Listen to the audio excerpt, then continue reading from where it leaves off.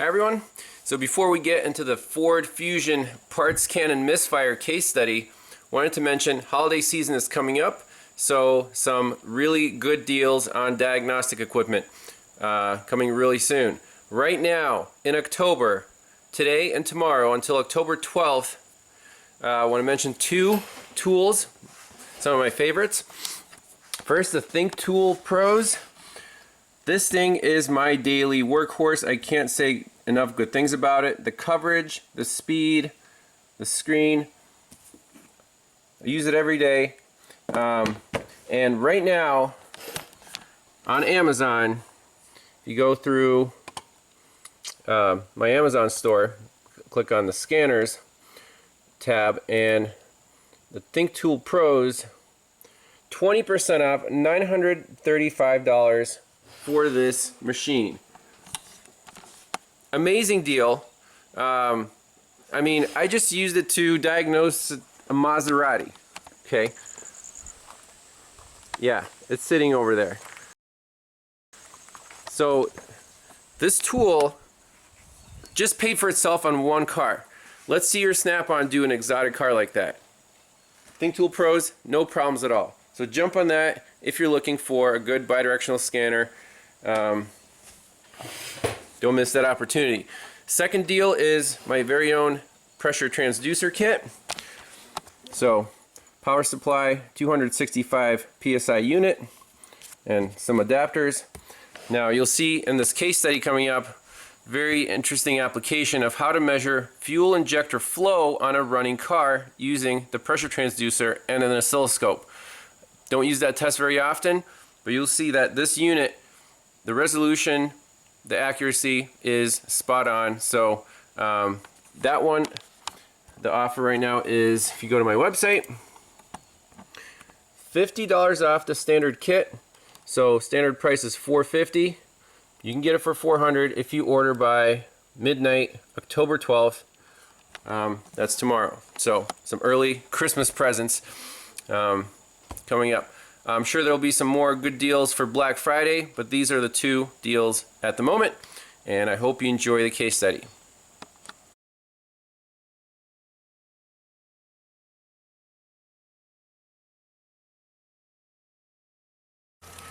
Hi everyone, good morning. Welcome back to Pine Hollow out of Diagnostics. Today we have a house call here on a 2010 Ford Fusion, 105,000 miles. Customer asked me, hey, can you program an engine computer like the PATS anti-theft system? Because the Ford garage is booked up. I'm like, yeah, sure, I could do that. Why was the engine computer replaced? Well, he said the story was car's running great, and then it had a misfire. Cylinder 1 misfire. They changed coils, all 6 coils, shiny and new, don't know what the brand is. Changed all 6 spark plugs. Car drove exactly the same. He said mostly idle, it just shakes, and then sometimes it has okay power, but sometimes it just runs on 5 cylinders. So a dead miss most of the time. And he suspected, well, you know, computers on these things, the driver for the coil lives inside, those are known to burn out. So they're like, okay, next round in the parts cannon here is the engine computer. Got one from Flagship One, which is hit or miss. You know, they do reman PCMs. Put that in, couldn't get it started, so I show up, program the keys, and what do you know, the car's still misfiring. Like, okay, now we get to the fun part. We actually get to do a diagnosis. So right now the engine's shaking. We see on our power balance test, cylinder number 1 is definitely dead in the water, but sometimes it comes back to life. So it's going to be either spark or fuel injection. So right away, just hook up the scope. We have 4 channels. We want to compare suspected bad, so cylinder 1, 2, 3, 4, 5, and 6. Blue channels on injector number 1. I'm sorry, ignition coil number 1 control. Red channel is on injector number 1 control. And the other 2 channels, channel 3, ignition coil number 4 control, channel 4, yellow, is on injector injector number 4, so ignition injector. Okay, so right now is the engine running smoothly? Right now it is. It's running fine, so let's let it roll, and sometimes it'll just start, you know, doing its thing. Sometimes we can rev it up. You know, right now it's perfect. So you just let the scope roll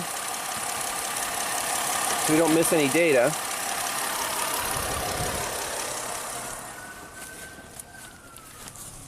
Sounds very nice and smooth. Sometimes we put it in drive, we put it under a little bit of load.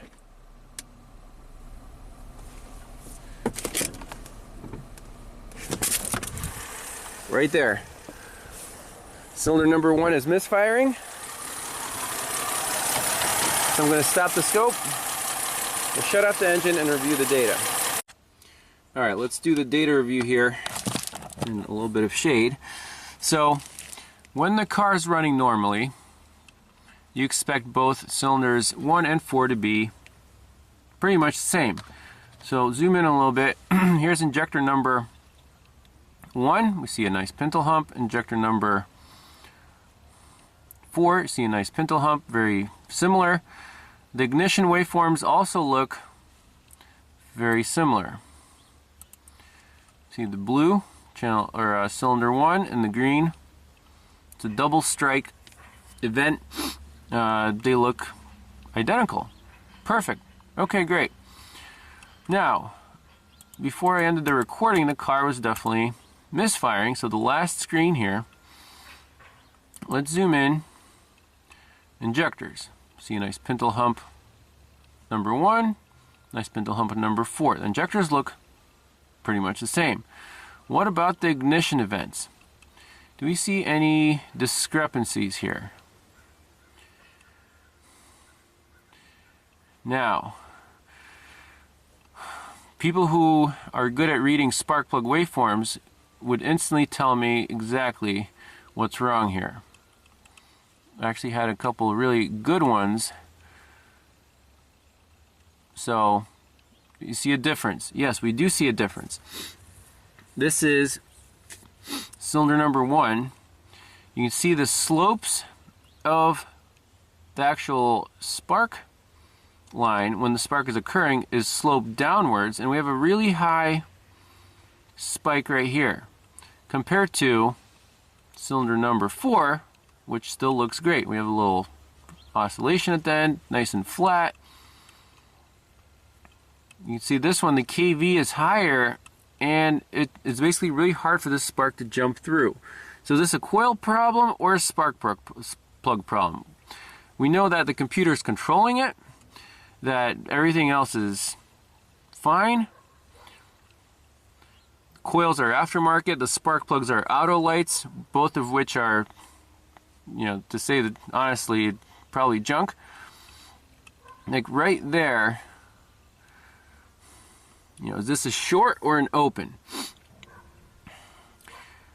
I'm gonna say the spark can't get through, and that's why you have really high firing lines. It's definitely not occurring inside the cylinder. So we have to take this coil and plug out, maybe put the original one back in and see if we can fix this. It almost looks like an open spark plug. The coil can't fire. So this one shouldn't be too hard to get out. We might have to lift the intake manifold a bit. But just with the scope right now, we proved that there's an ignition problem on cylinder number 1. Now it's very surprising that this was the original complaint before anything was touched, and you know, the coil and the plug was replaced, and how do we have the exact same problem? We don't know if we have the exact same problem, but it's the same location, same symptoms. So very, very strange. But I trust my data and my tools, so we're going to go for this number 1, ignition coil and spark plug. All right, few minutes.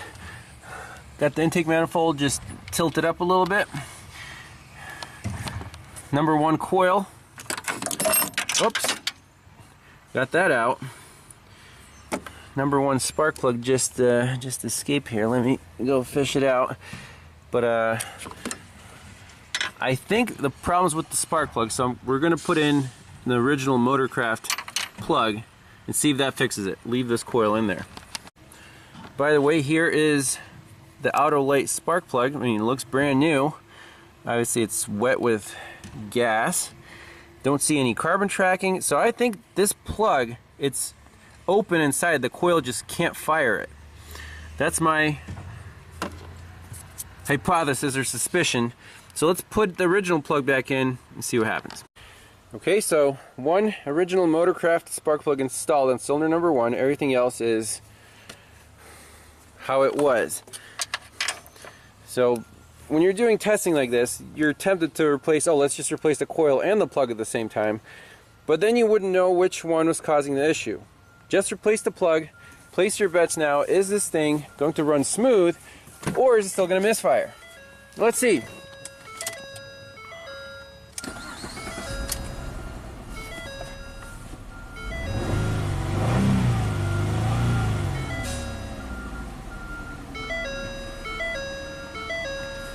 Put under load.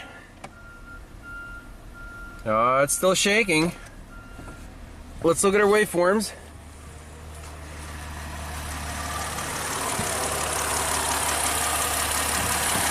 Let's do power balance test.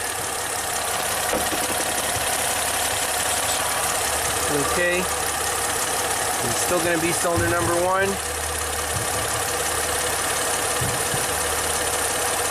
Yep, still cylinder number 1.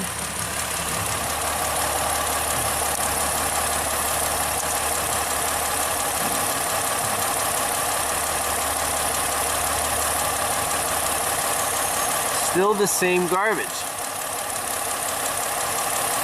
The coil is being controlled, but look at this.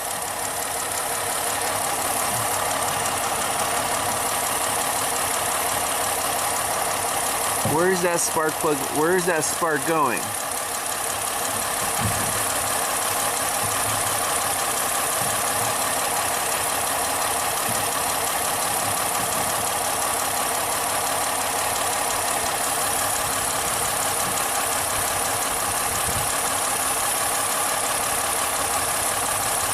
Injectors. We see the pintle humps. That's injector number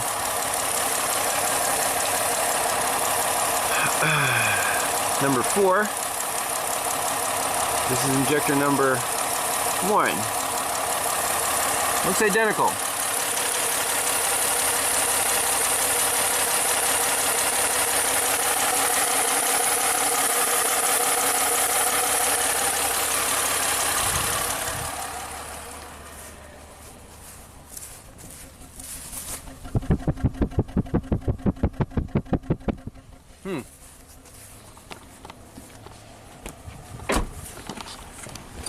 So my gut feeling, just from the, all the ignition stuff was replaced, that's an injector is just stuck, but we see the pintle hump.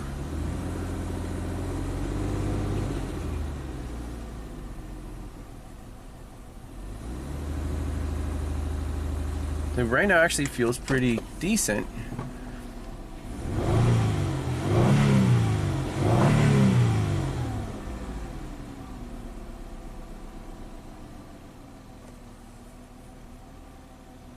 I want to take this car for another test drive. I think it's better than it is before. So, I mean, the fault is very reproducible, and on the spark lines we can see when the car is running smoothly, the blue and the green are basically identical. When it starts misfiring, look what happens to the blue. See, it kind of goes up and gets all hashy, so this might be a lack of fuel. So this injector, and we still see a pintle hump. Can we prove that it's flowing or not flowing?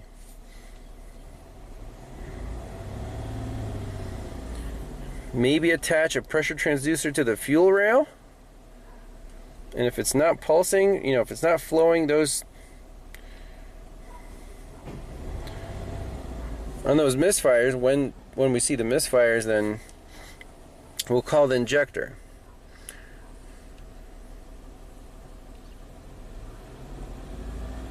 I mean, it's perfect. Like, how can it work so well right there and at idle?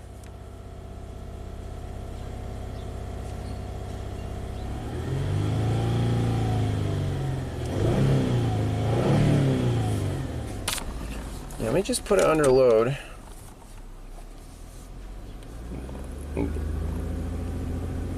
Just want to rule out a vacuum leak. Right there, it's a hard miss.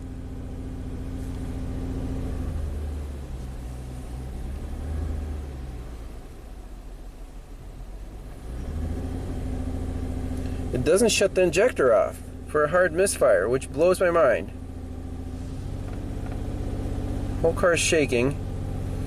I don't see any difference between the red and the yellow channels. Even though spark lines show that, yeah, we're basically not firing that cylinder. This has to be lack of fuel. It's not a bad coil. And remember, this problem didn't change at all with all the parts replaced. How do we call this fuel injector?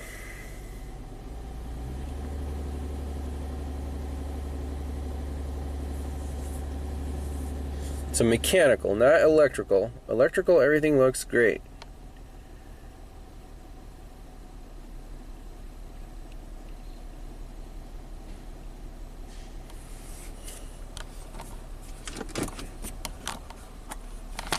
So if there's a Schrader valve, we can hook up the scope and we, sync it with the injectors. And when the injector's firing, there should be a little pressure drop in the fuel rail. If there isn't, when cylinder number 1 is supposed to be spraying, then we can definitely call this injector. So that's my only remaining test that I can think of, because we still see the pintle hump. Maybe this injector like fell apart and the pintle's moving, but the little whatever is broken off. I don't know. It's very, very cool Ford.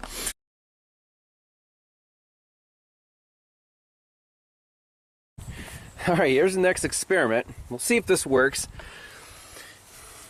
So I got the fuel pressure set up here. Here's the transducer, 265 psi, plumbed into the returnless fuel feed line, and that's the yellow trace. So when the injector fires, injector number 1, we should see a little drop in fuel pressure. At least, I hope so. So let's fire it up, see what the traces look like, make sure there's no fuel leaks.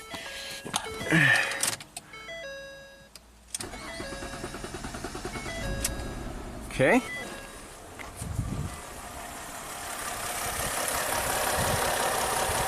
Okay, right there.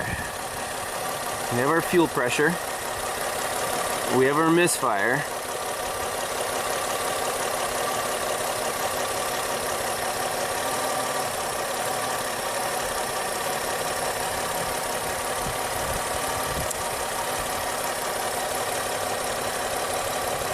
There's injector number 1. Do we see a fuel pressure drop in the rail when the injector's firing?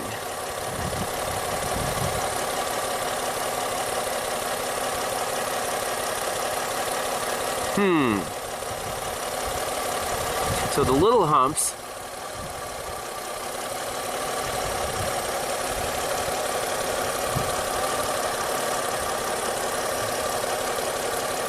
we can unhook the fuel injector and see if one of those humps disappears. That's a great thing to try here. So let's run it. Let's put the trigger on injector number 1. So that'll be channel B. You hear it's not happy.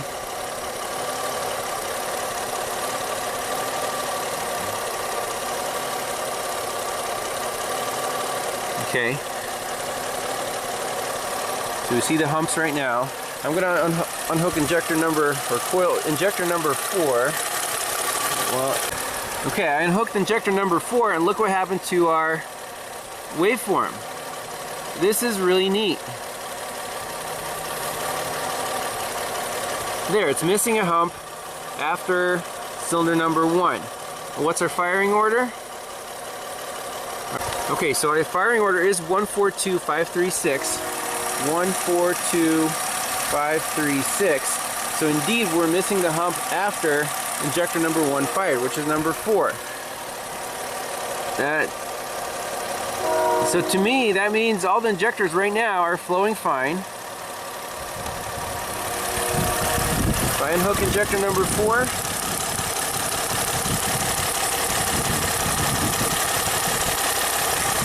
right there, you're missing a hump.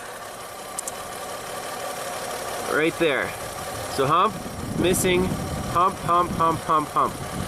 That is awesome. So this test is validated. Our injectors, there's nothing wrong with our injector. So it has to be the ignition coil. That just really, it's really crazy. All right, so I want to swap coils number 1 and 4.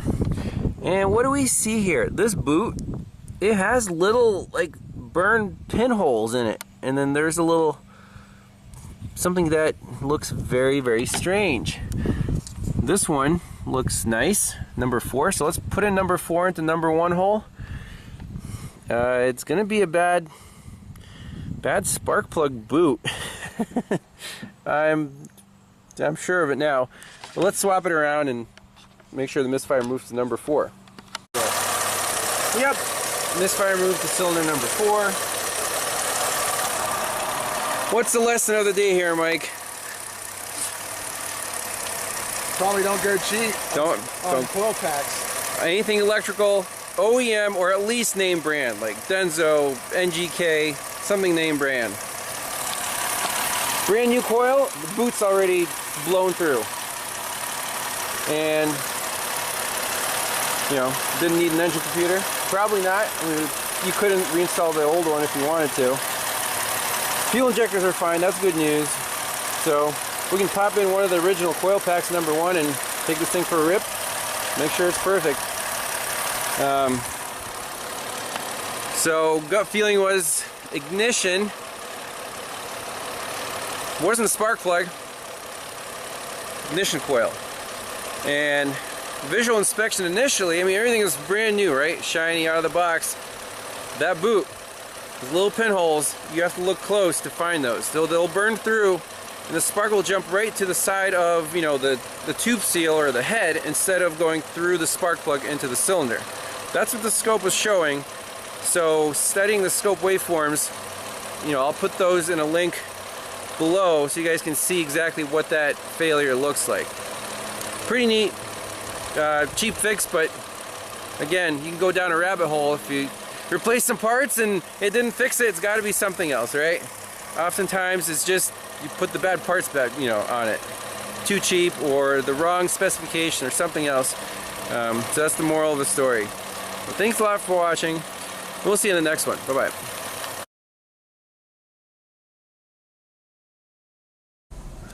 A little bonus footage, a little test drive for good luck. Super smooth. How's the power balance test looking there, Mike? Looks good. Everything's balanced? Yeah. Perfect. Perfect. Those stupid little pinholes in an Amazon cheap ignition coil boot. They'll get you every time. So that's it. I told the owner my recommendation is take all that junk out of there, put in some quality NGK spark plugs, some name brand ignition coils. Rock Auto usually has pretty decent deals with no counterfeit crap. And then yeah, it'll be a happy camper. So hopefully lesson learned. And we'll see everyone next time. Bye-bye.